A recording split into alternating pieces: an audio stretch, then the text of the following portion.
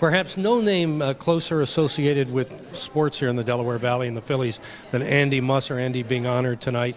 Just your thoughts on what's happening out here today? Well, it's a privilege to go in. I guess I retired 10 years ago. I guess my broadcasts have started to sound better in the last 10 years than they did then. They finally recognized what was happening, huh? Hi. What was the highlight, would you say, of your career with the Phillies? Oh, well, the 1980 championship, that was certainly a highlight. And, of course, I've been known for that call of Mike Schmidt hitting the home run in the playoffs, or to get us to the playoffs, I should say. And people mention that to me all the time, so that was one of those things that just happened. Did you live and die with the Phillies? So when the season was going well, you were up, and when it wasn't going well, you're going down, or were you able to step back from it as a reporter? You know, the answer to that question is both.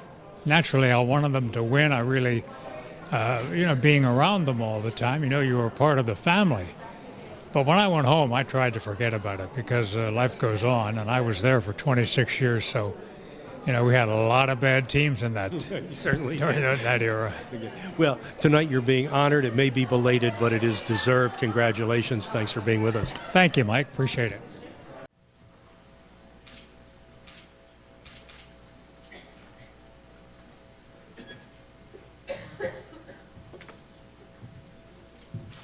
I retired in 2001, and you can't imagine how far past my bedtime this is.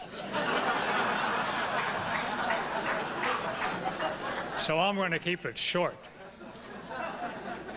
But I'd like to thank my dear wife, Winju, for being here tonight. She has suffered through this, and she has suffered through a lot of things with me. We've had 25 years of wedded bliss.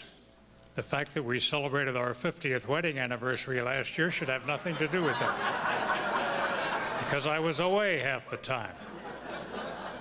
I'd like to thank the current broadcasters for being here: Scott Fransky, Tom McCarthy, Chris Wheeler, and Larry Anderson. Oh, nice to see you guys, and I know why you're here. I know exactly why you're here, because back when I had the job, they made me attend these kind of things, too. I want to tell you a quick story. I grew up in Lemoyne, Pennsylvania. Young kid, not even a teenager, sitting out on the front porch at night with a transistor radio, listening to the Philadelphia Phillies and the Philadelphia A's on the radio. And the broadcaster was By Sam. He was wonderful, and he had the greatest job in America. He did a Major League Baseball game every day and never saw the airport. It was all home games. He didn't have to travel. Show me a job like that today. But I love By Sam, but there always had to be somebody with him. Usually on the A's games, it was Claude Herring, who did a couple of innings in the middle. But I really appreciated By, and I couldn't wait to get Claude Herring off the air so By could come back and do the last 3 innings. And I wanted to grow up and be By Sam. But a funny thing happened. I grew up and became Claude Herring. So on behalf of middle 3-inning guys everywhere, I want to thank the Broadcast Pioneers. Somebody had to do it.